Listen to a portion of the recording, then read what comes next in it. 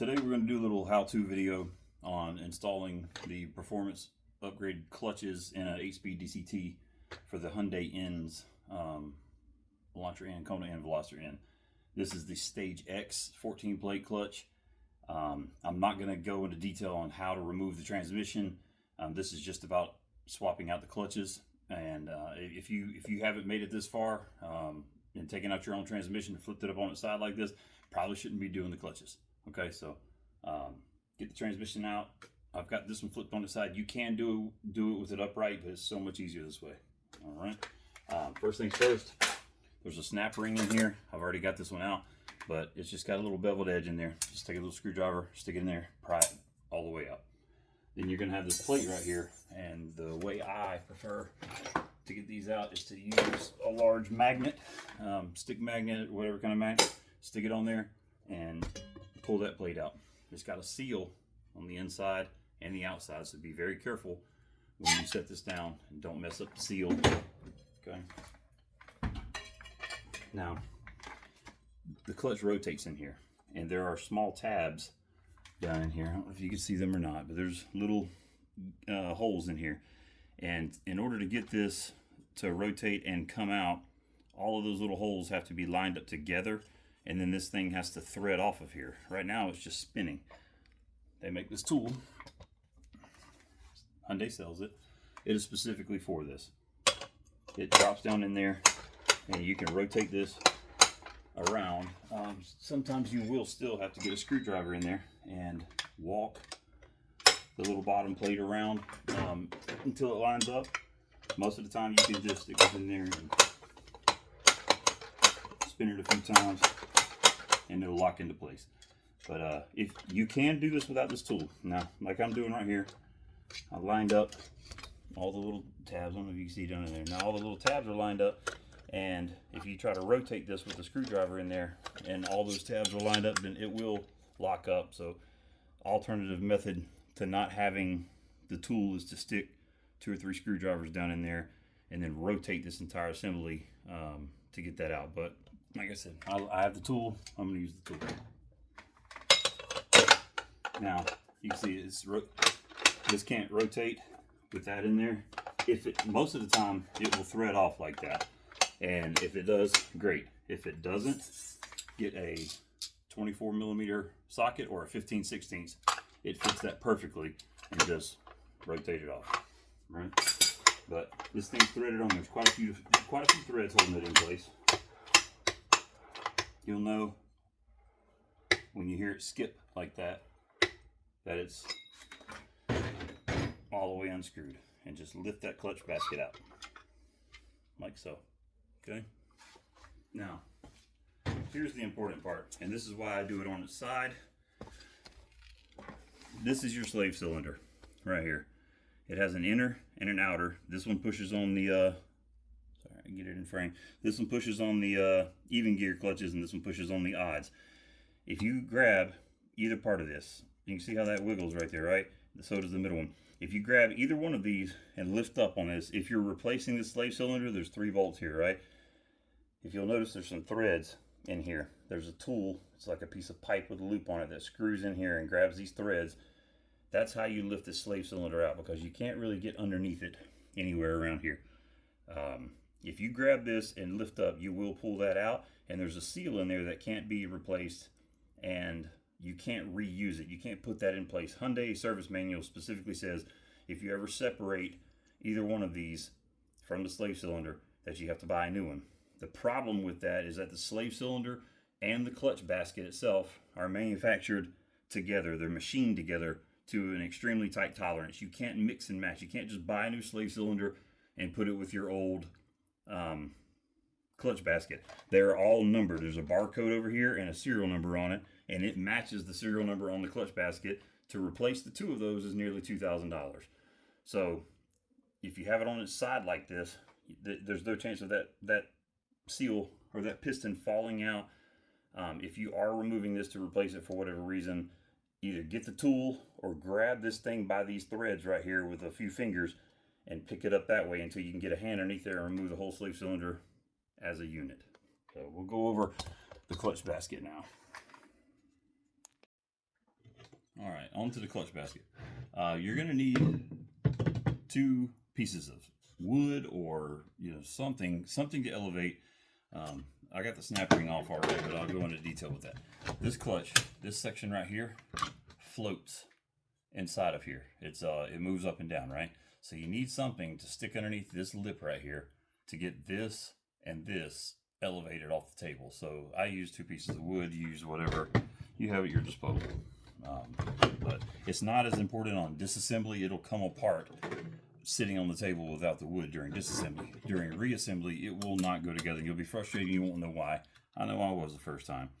And that's when I figured out the 2 pieces of wood. So anyway, get you a small screwdriver. This snap ring comes out. It sits in a little groove all the way around the outside. And just pry one corner loose. And as soon as you do, just start pulling it out. And it'll come right out, okay? Then this slips out the top. Now, you will have a bearing. It'll either be sitting here. And you'll see you have shims as well. Don't lose the shims. And don't lose this little bearing. It is a 2-sided bearing, very small, very fragile. It usually sticks up in here, even though it's just held in by fluid, honestly, hydrolyte. And you'll have a shim here. Keep those in order. Don't lose them. Now, these are your odd gear clutches on the outside.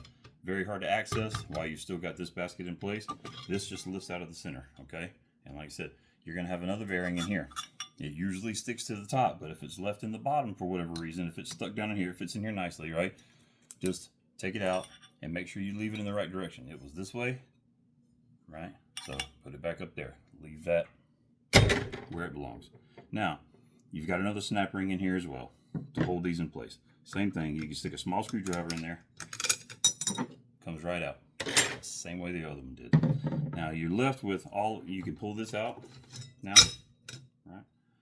Another bearing, surprise, surprise, right? Each one of these sections has a bearing. It usually sticks to the top, but just keep track of those. Now you can get your little top ring. This comes out. This is not part of the replaceable clutch. This is you have to reuse this, okay? And now all of your clutch plates are in here, and everything's exposed and ready to come out. I typically just flip it over and dump them out, but if you want to pull them out one at a time, you've got a disc, friction plate, or plate, disc, plate, all the way down. But like I said, I'm just going to dump them out. I'm not going to reuse any of these, so don't be as worried about keeping all this in order. There you go. Now, this is what you need. This is garbage.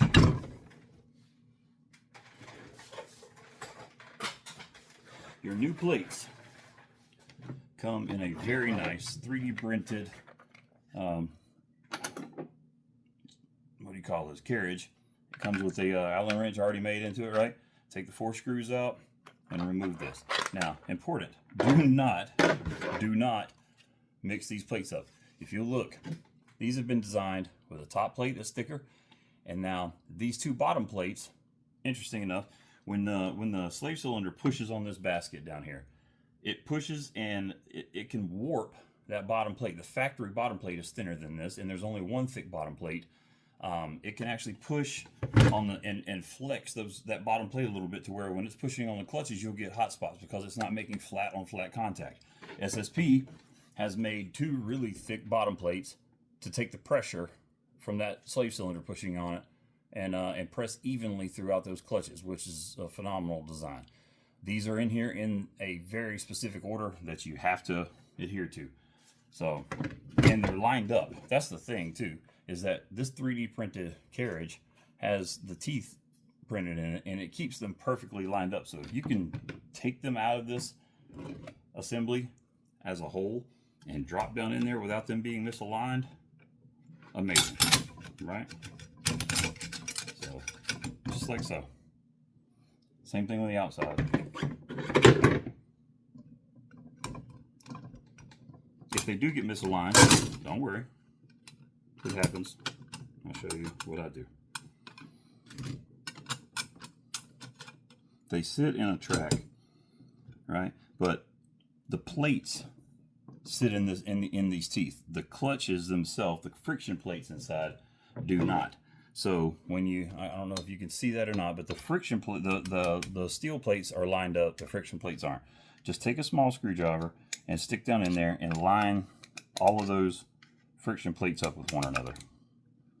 And then once they're lined up pretty close, if not dead on, to where you can run a small screwdriver up and down in there, then you're good to assemble the basket.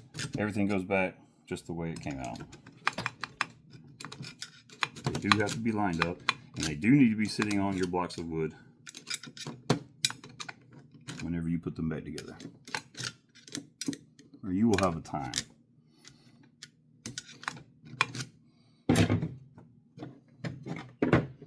Just that one little outer edge is all this needs to sit on, and that allows that center section to kind of recess down in there. Okay, sorry, my phone stopped recording. We're going to start over on the reassembly section, but anyway, you got the clutches in there. You've used a screwdriver to align all the disc all the way around. Now it's time for reassembly. You can start with this. This is that piece that we took off that has the lip around it, right? We're reusing that. That's going to slide down in there. And then your snap ring will hold that in place. Now, the snap ring just goes in. You don't have to have this lined up anywhere. It just goes in. But if you want to just drop it in first, like so, it's not sitting in the groove all the way around. It doesn't sit flat down against this plate. It's not holding this plate down. They're allowed to float. It sits in a little groove. It's in here, but it's not here, right? So I just have to lift that up. It snaps right into place. Just move your screwdriver around, make sure there's a little bit of a gap underneath it, and that it's sitting in that groove all the way around. Once that's in, you're good to go. Take this bearing. It has teeth on the bottom side. See, the little teeth. Those ride inside of these little gaps. So make sure those teeth are sitting down in there, and it spins with this, or this won't go together. Now take this, put this in. Be careful as you're lowering it down. You don't ever force these things in. They'll just drop in. If all the clutch plates are lined up, it'll drop in. This sits nearly flush, maybe a 1/16 of an inch or 32nd of an inch higher than the rest of the assembly. If it doesn't go all the way down to where it's nearly flush, then chances are this piece right here has risen up because it got pressed from the bottom. The sleeve sticks out down here in the bottom. It's just like a piece of pipe, right? If at any time you sit this on the table, or when you're flipping the clutches over and you dump it out, this piece moves up and down. So just take a rubber mallet or something, tap that around the handle of a wooden handle of a hammer or something like that. Just tap it down. Don't force it. But anyway, if this piece doesn't go down in there flat, so put your bearing in there. Ease this down in between the clutches. You may have to wiggle it and twist it back and forth a little bit, but that sits down in there. Okay.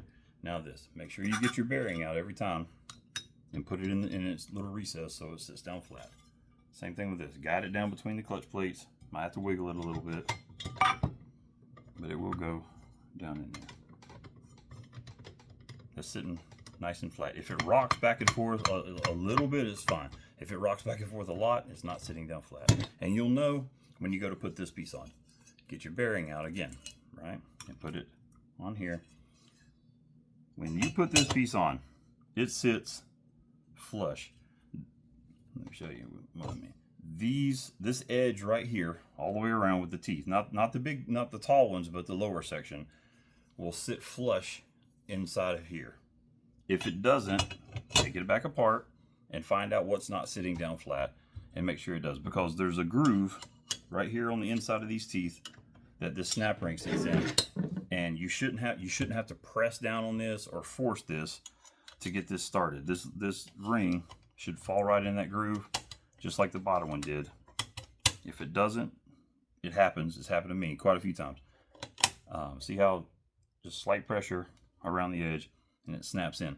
If it doesn't snap in like that, actually, hang on, I've got it misaligned. There is a tab on here. This snap ring is the only one that has an alignment section. I forgot to tell you.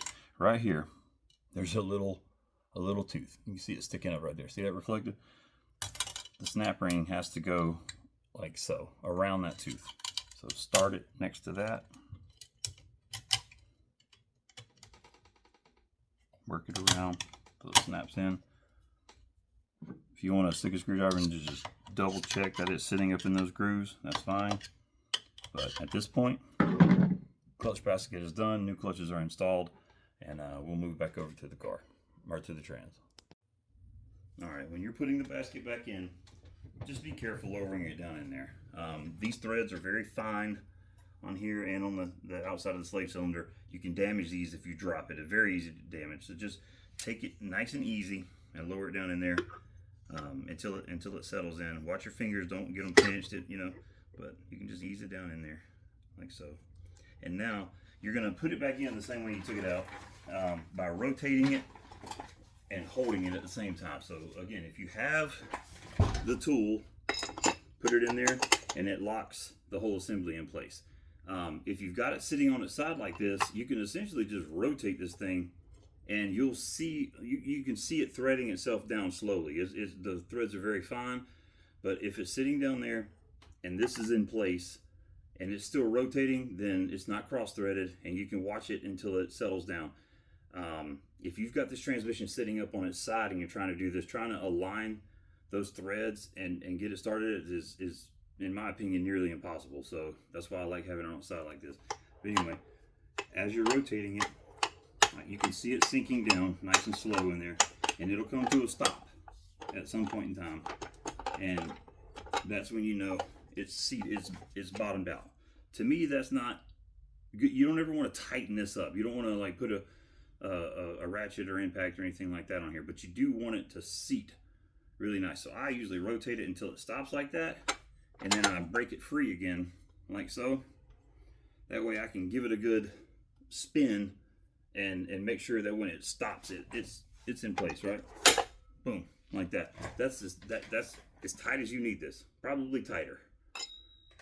So that's good to go.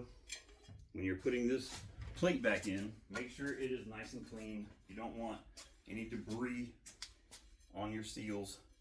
If you've got some fluid laying around, some of the transmission fluid laying around that you pulled out, you should have drained your transmission prior to this. Not the hydraulic side, but you want to take the plug out of the bottom and drain all the fluid out before you do this. So anyway, got some leftover fluid, right? Just make sure your seals are oiled to where it settles down in there nicely.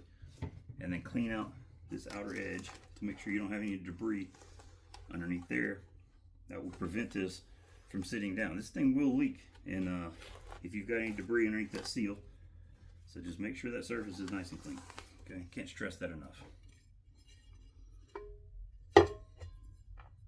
Don't kink the seal.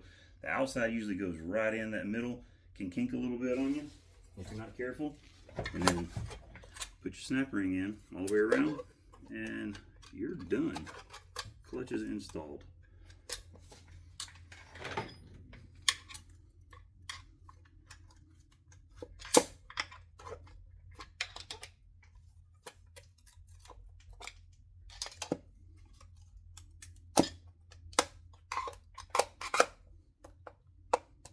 I just make sure that's seated up in there really nice and well, because you don't want that snap ring to come out. If that's not going in there, as you can see it's the snap. Once the snap ring is in place, you can actually see that the edge of that rubber seal all the way around. If you can't see the edge of that rubber seal, it's not in there. Take it back out. You've got something wrong. You got a piece of trash in there, debris. The clutch isn't sitting all the way down in there. Something. Nothing needs to ever be forced in this process. Okay, that's it. Good luck.